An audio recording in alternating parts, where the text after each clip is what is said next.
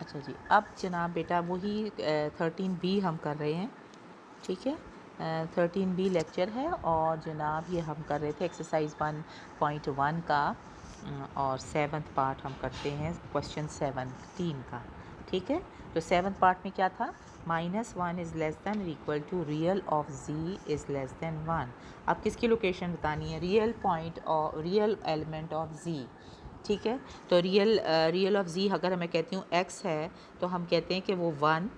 अब इसके ऊपर क्या करें, इसकी लोकेशन कहाँ पर होगी, जी हाँ हमें पता चल रहा है कि एक तो 1 से छोटा होगा, ठीक है, इस एरिया में सारा इस x एक्सिस के ऊपर देखें, ठीक है, और -1 या -1 तक या -1 से छोटा, यानी इस एरिया में। तो इसकी लोकेशन क्या बन रही है, इस इंटरवल पे बन रही है, ठीक है, यानी 1 और -1 के सॉरी +1 -1 और +1 -1 को इंक्लूड करके, और ये इंटरवल इसकी लोकेशन बन रही है। लोकेशन बतानी होती है कि कहाँ कहाँ ये लाई कर है, बात समझ आ गई।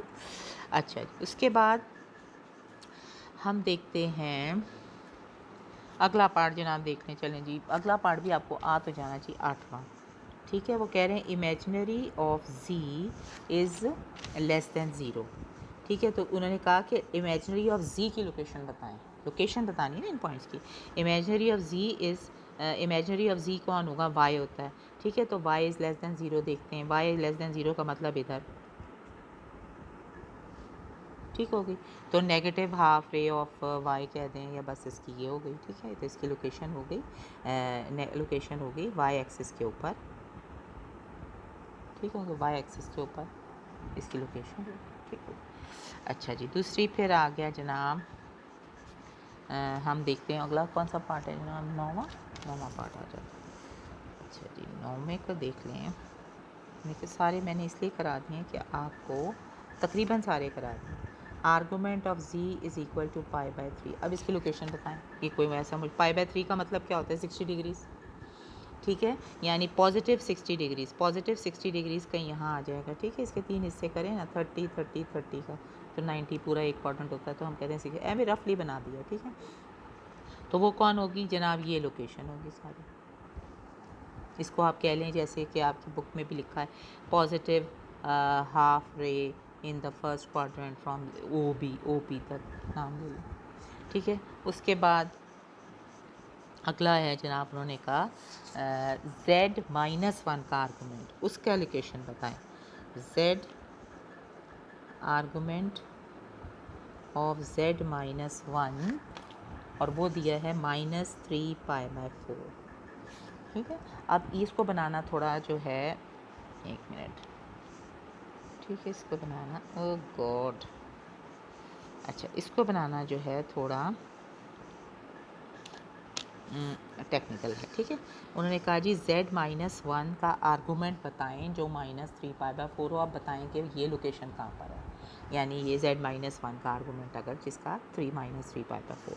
अच्छा जी, अब हम बना के देखते हैं। हमें अब ये समझ नहीं आ रही तो चलो इस तरह मैंने आपको एक तरीका बता दिया ना कि आप इसको कार्टेशियन प्लेन में ड्रॉ करके देख लें। आर्गूमेंट दिया हुआ, इसको थोड़ा पतला करूँ जी, ये लो जी, ये लो। अच्छा जी, ये आ गया आर्गूमेंट। उन्होंने कहा है कि वो है -3π/4।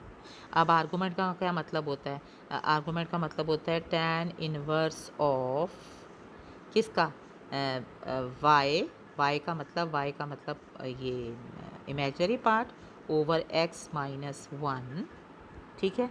ये हो गया argument. Argument is equal to, उन्होंने कहा कि वो चीज़ है -3π/4।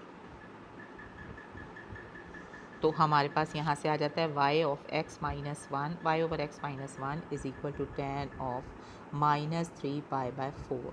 अब tan ऑफ 3π/4 मैं आपको दिखाती हूँ, नेगेटिव डायरेक्शन में आपने 3 दफ़ा π/4 दैट मीन्स 45, दूसरा 45 एंड तीसरा 45 यहाँ पर कहीं पड़ता है, यानी थर्ड क्वाड्रेंट में tan की वैल्यू अगर हो तो वो क्या होगी, 1 आए। π/4 की वैल्यू क्या होती है, 1 होती है, चुनाचे निकाल लें भाई, जैसे मैंने रूल्स बताए वैसे ही। अच्छा जी, ये आ गया। तो ये आ जाता है जनाब +1 और y over x-1 is equal to 1 आ जाता है। अब मैं इसे रब करती हूँ, आपको दिखाती हूँ, ठीक है। ये देखो जी, अब इसे हम सॉल्व करते हैं तो हमारे पास आ जाता है y माइनस एक्स, इसको क्रॉस करते हैं और जैसे भी सेट करना है वाई माइनस एक्स और माइनस वन प्लस वन, ठीक है, ये आ जाता है। अब ये एक लाइन सी बन गई है, इसकी हम लोकेशन हम यहाँ आराम से बता सकते हैं कि आर्गूमेंट हमने लिया और उससे हमने लोकेशन बनानी है। अब हम निकाल लेते हैं, कोई लाइन लग रही है, ठीक है। अगर मैं लाइन को निकालना सबसे आसान होता है कि 2 पॉइंट को निकाल लें और उसको ज्वाइन कर दें। अगर मैं देखूं कि y इज़ इक्वल टू 0 रखा जाए तो ये x का कौन सा इंटरसेप्ट, ये कैसी लाइन है, ये भी आप लाइन की पढ़ के आए सेकेंड ईयर में। एक लाइन कैसी है जिसके कि x और y दोनों स्लांट लाइन है, x और y दोनों इंटरसेप्ट्स हो सकते हैं, ठीक है। तो हम कहेंगे कि या इसका मतलब ये एक्स एक्सिस को भी काटेगी और वाई एक्सिस को भी, अगर हम वो पॉइंट ले लें तो हमें आराम से लाइन का पता चल जाएगा। When Y is equal to 0 X is equal to plus one, ठीक है। तो हम कहेंगे ये एक पॉइंट आ गया। And when X is equal to 0 Y axis पे कौन सा काटती है, Y is equal to minus one यहाँ, तो इसका मतलब ये एक लाइन ये वाली होगी, ठीक हो गया। दूसरा देख लें कि क्या कभी y पॉजिटिव होगा या नहीं होगा, ये देख लेते हैं जनाब। अब चूँकि इसने इधर ही रहना है, इसने -3π/4 पर रहना है, तो चुनाचे हमारे पास ये इसका नेगेटिव और यहाँ से हम इसका ज्वाइन कर देंगे, ठीक हो गया। तो this is the position of argument of z-1, जिन पॉइंट्स का आर्गूमेंट ऑफ z-1 -3π/4 होगा, ठीक हो गया। And this is the end of exercise 1.2। Now we go to exercise 1.1 का था एंड, अब हम जाते हैं एक्सरसाइज 1.2 की तरफ, ठीक है। अच्छा जी, एक्सरसाइज 1.2 के बैकग्राउंड में हमने क्या क्या किया था, हमने किया था जी डी मावियस थ्योरम किया था। हमने ये जाना था कि हम किस तरह एक्सप्रेस कर सकते हैं प्रोडक्ट्स नहीं, सीरीज़ ऑफ जो थे पावर्स ऑफ थीटा को, पावर्स ऑफ थीटा को हम किस तरह रिप्रेजेंट कर सकते थे इनटू कॉज और sine series of multiples of theta की फॉर्म में, यानी cos square theta, cos N theta. और ये भी देखा था कि हम एक्सप्रेस कैसे कर सकते हैं कॉज ऑफ एन थीटा को, यानी cos of multiple of theta को किस तरह हम finite sum of powers of trigonometric functions of theta, यानी हम कॉज ऑफ एन थीटा को हम रिप्रेजेंट करते थे cause square theta, cause cube theta minus या प्लस के साथ इस सीरीज़ में हम एक्सप्रेस कर देते थे। वो भी हमने सीखा। और हमने ये भी सीखा कि किस तरह कॉस स्क्वायर थीटा या साइन स्क्वायर थीटा वगैरह को हम series of cos N theta की शक्ल में या साइन एन थीटा की शक्ल में, यानी cos of 2 theta, cause of 3 theta की शक्ल में कैसे लिखते हैं। उसके अलावा हमने रूट्स ऑफ कॉम्प्लेक्स नंबर देखी कि किस तरह हमने निकाली, और स्पेशली हमने यूनिटी की रूट्स निकाली nth रूट्स, और उसके ओ डी मावियर की थ्योरम की मदद से, ठीक है, कॉम्प्लेक्स के। तो फिर उसकी मदद से हमने इक्वेशन सॉल्व करना सीखा जिनकी कॉम्प्लेक्स रूट्स होती थी, ठीक हो गया। तो अब हम उनसे रिलेटेड सवाल आपको कराते हैं, ठीक है। ये सारे मेथड्स हम सीख चुके हैं। चलें जी, अब हम देखते हैं कि एक्सरसाइज 1.2 के ऊपर, एक्सरसाइज 1.2 के ऊपर उन्होंने सबसे पहला सवाल तो आप कर लेंगे कि आपने एक्सप्रेशन को एक्सप्रेस करना है a + IB की शक्ल में। मसलन सबसे आसान ये वाला मैं बता देती हूँ, -√। इसके लिए बेटा आपको मेन जो है बेसिक एंगल्स के बारे में भी उनके साइन और कॉस के बारे में भी पता होना चाहिए। अब मसलन इसको जैसे हम देखें, ठीक है, तो हमारे पास जो था √3 जो है, साइन किसका होता है भाई, साइन √3 जो है वो किसका होता है भाई, √3/2 होता है ना, होता है मेरे ख्याल 60 का, ठीक हो गया। अच्छा जी, अब हम ये देख लेते हैं। तो हमें क्या करना था, ये आप पीछे सीख कर आए हैं कि किस तरह आपने कॉम्प्लेक्स नंबर्स के पावर्स को 6 में दी हों तो आप क्या करें, 6 दफ़ा मल्टीप्लाई करें, वो सब मेथड आप सीख कर आए थे। अब हम स्पेशली विद डी मावियर थ्योरम की एप्लीकेशन के तौर पे हमने इसको जब सीखा तो हमारे लिए आसानी हो गई कि हमने इसको पोलर फॉर्म में कन्वर्ट किया। पहले ये जैसे लिखा था, ऐसे लिखा था जैसे Z1/Z2 रोज़ टू पावर 6। इसको आप ये भी कर सकते हैं Z1/Z2 रेज़ टू पावर 6। अब देखो कि इसको कितना इजीली कर सकते हैं कि अगर हम Z1 को पोलर फॉर्म में लिख लें और Z2 को भी पोलर फॉर्म में लिख लें। ठीक है, ये मैं करूँगी नहीं, आपको खुद करना है। ठीक है, ये हो गया। अगर इस तरह लिख लें तो फिर हमें पता है कि ये डी माविया थ्योरम की शक्ल cos theta plus I sine theta raise to power 6 हो जाएगी, और यहाँ R1 6 और R2 6 बन जाता है, और यहाँ पे बन जाता है CIX 6 theta, multiple of theta में कन्वर्ट हो गया, और नीचे आ गया CIS 6 थीटा। ठीक हो गया। और हमने ये भी सीखा था कि Z1 ओवर Z2 की पावर जो है वो अगर 6 दी हुई हो तो वो ऐसे ही होता है जैसे Z1 6 सॉरी ये Z1 over Z2 rays to power 6 क्या होगा, वो होगा magnitudes of Z into CIS of sorry ये जो है आर्गूमेंट्स ऑफ दोनों के जो हैं उनका सब्ट्रैक्शन। ये भी हमने सीखा था। वैसे तो सिंपलर आप डी माविया थ्योरम की ये एप्लीकेशन है। ठीक है, तो हम ये क्या कर सकते हैं, हम इसको लगा देंगे जनाब, ये आ जाएगा R1 6 ओवर R2 6 और ये आ जाएगा CIS। ठीक है, और 6 थीटा 1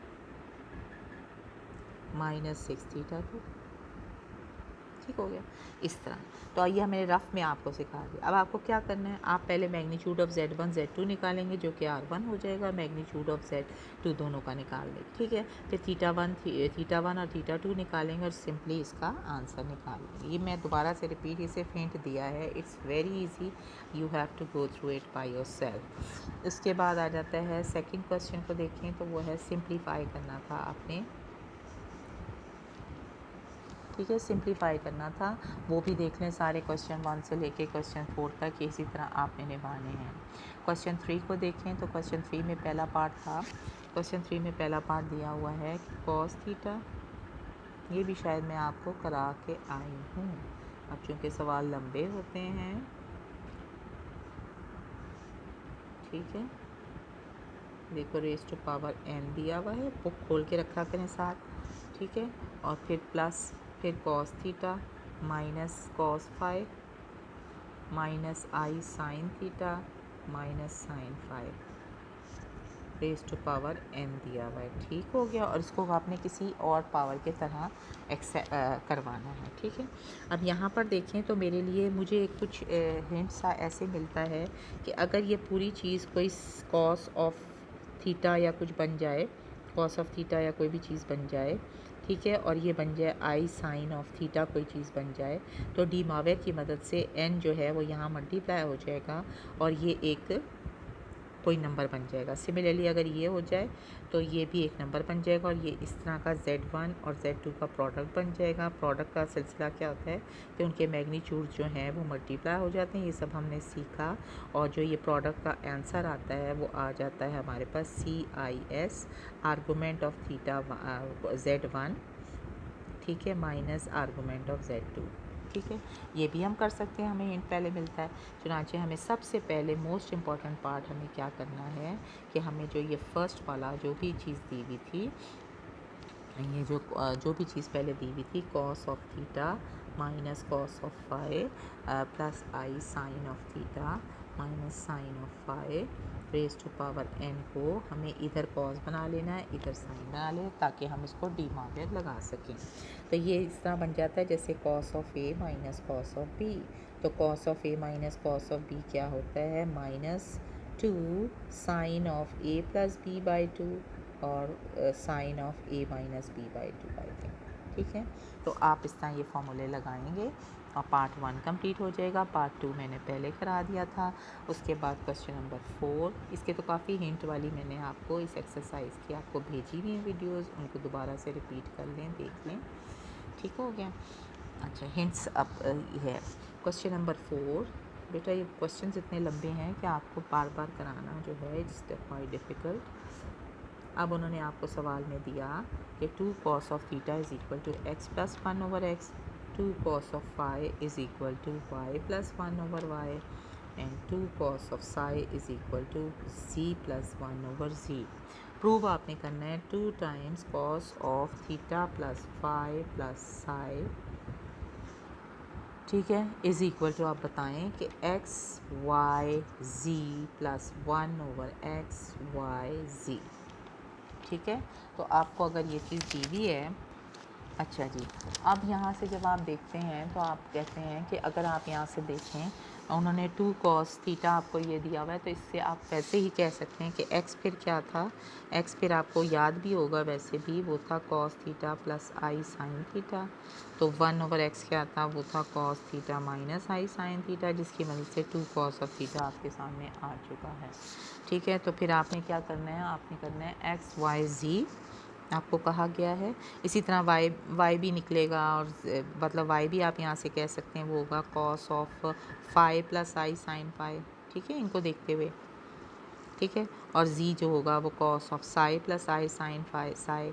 अब x y z को मल्टीप्लाई करें, फिर उनके कॉन्जुगेट्स को मल्टीप्लाई करें, और फिर ऐड करते हैं, तो देखें कि आपके पास जो भी उन्होंने सवाल आपको कहा था x+1/y जो भी है वो आपके पास सामने आ जाएगा। ठीक है, इसके बाद 5th मैंने आपको सिखाया था कि वो था जी क्यूब रूट्स ऑफ 8 निकालनी थी। इनको भी हम किसकी मदद से, क्यूब रूट्स ऑफ यूनिटी की मदद से हम इनको सारों को सॉल्व कर सकते हैं। ठीक है, ये मैंने आपको सिखाया डी माविया थ्योरम, क्योंकि 8i दिया हुआ है। ठीक है, 8i, 1 मिनट। ठीक है, तो इन्होंने कहा क्यूब रूट ऑफ 8i बताएं, 8i का क्यूब रूट आपने बताना है। ठीक है, यानी कि आपने z या जो भी कॉम्प्लेक्स नंबर है वो क्यूब रूट, अगर आपने कहा वन ऑफ द रूट्स ये है, x कह दें या जो भी है। ठीक है, तो आपने ये निकालना है, यानी कि 2 कॉमन आ जाएगा, और ये देखो यूनिटी आयोटा की 1/3 रूट होगी। उसके लिए आपने सबसे पहले क्या करना होता है, इसकी पोलर फॉर्म यानी इसका मैग्नीट्यूड निकाल लें, इसको पोलर फॉर्म में रिप्रेजेंट कर दें। रिप्रेजेंट करने का क्या तरीका होता है कि ये जो फंक्शन आई दिया होता है इसका निकाल लें। इसका x एक्सिस 0 पे पड़ा हुआ है, y एक्सिस 1 पे पड़ा हुआ है, इसका स्क्वायर होगा, अंडर रूट होगा, इसका मैग्नीट्यूड 1 आ जाएगा। और थीटा इसके बारे में क्या आएगा, वो आएगा tan इनवर्स ऑफ +1 ओवर क्या होगा जनाब, 1/0। ठीक है, +1। अब ये कहाँ पे पाया जाएगा, देखेंगे हम फर्स्ट क्वाड्रेंट में पाया जाएगा। फर्स्ट क्वाड्रेंट नहीं, वाई एक्सिस के ऊपर पॉजिटिव वाई एक्सिस बनेगा। ठीक है, ये पॉजिटिव वाई एक्सिस पे पाया जाएगा। और क्या होगा जनाब, ये हो जाएगा, यानी π/2 थीटा जो है वो हमारे पास पॉजिटिव की तरफ था, तो थीटा विल बी π/2। ठीक हो गया, तो हम इसको सबसे पहले हम इसकी पोलर फॉर्म देंगे, वो आ जाएगा z = 2 टाइम्स CIS π/2, और आपको इसका करना था क्यूब रूट। ठीक है, तो क्यूब रूट के लिए हमने क्या किया, क्यूब रूट निकाला, और वो आ गया जनाब, वो हमारे पास आ गया 2 टाइम्स CIS π/6 हो गया। ठीक है, ये मल्टीप्लाई हो जाएगी, n जो है वो by de Moivre's theorem multiply. This is one of the root. ठीक है, और हमने बताया आपको कि जब ये क्यूब रूट होगी तो जो फोर्थ रूट, अगर आप तीन क्यूब रूट्स आएंगी। ठीक है, और अगर आप फोर्थ रूट करेंगे तो दोबारा से आपके पास ये पहली रूट आना शुरू हो जाएगी। तो 3 रूट का मतलब एक ये एंगल हो गया। ठीक है, फिर 2π के रेशियो के साथ दूसरा आ गया। ठीक है, दूसरी रूट आ गई, और फिर 2/2 के रेशियो के साथ तीसरी रूट आ गई। तो यानी कि हम कहते हैं कि इसका हम जनरल फार्मूले या जनरल आर्गूमेंट बना लेते हैं, वो कहते हैं π/6 + 2πk। ठीक है, यानी कि k को हम रख लेते हैं 0, 1, 2। उसके बाद जैसे ही आप थर्ड या फोर्थ रूट मतलब बन जाएगी, अगर 3 डालेंगे तो आप देखेंगे, देख लेना कि आपके पास रिपीट आना शुरू हो जाएगी, जो वैल्यू ऑफ 0 थी उसके ऊपर आ जाएगी। ठीक है, तो ये आपने क्यूब रूट्स इस तरह निकालने हैं। इस तरह जो भी फोर्थ रूट होगी या जो भी क्वेश्चन 5 का पूरा आपने कंप्लीट कर लेना है। क्या करना था मेथड, समझ आ गई मेथड आपको कि वो क्या था, कि आप पहले जो भी फंक्शन दिया होता है उसको आप डी मावेर की शक्ल, डी मावेर में क्या होता है, सिर्फ 1 के ऊपर वो अप्लाई होता है, 1 मैग्नीट्यूड वाले के ऊपर, इसलिए हम उसका पहले कॉमन निकाल लेते हैं, उसमें से सिर्फ आयोटा या 1 बना लेते हैं, जो उसके रियल पार्ट और इमेजिनरी पार्ट का 1 मैग्नीट्यूड वाला कॉम्प्लेक्स नंबर उसको बना लेते हैं। उसके बाद पोलर फॉर्म में उसको कन्वर्ट करके और 2πk की रोटेशन देकर हम उसकी नंबर ऑफ रूट्स को निकाल लेते हैं। क्वेश्चन 8 मैंने बहुत अच्छी तरह आपको पहले समझाया, क्वेश्चन 9 भी पहले समझा दिया। इसी तरह क्वेश्चन 10, 11, 12 आई थिंक कि अब तकरीबन ये सारा कंप्लीट हो गया है। मैंने एक एक्सरसाइज का पार्ट जो है आपको छोटी वीडियोस में भी बता दिया था। Now this we come to the end of the revision of exercise 1.1 and 1.2. Next video 13C will be for exercise 1.3, 1.4 and 1.5.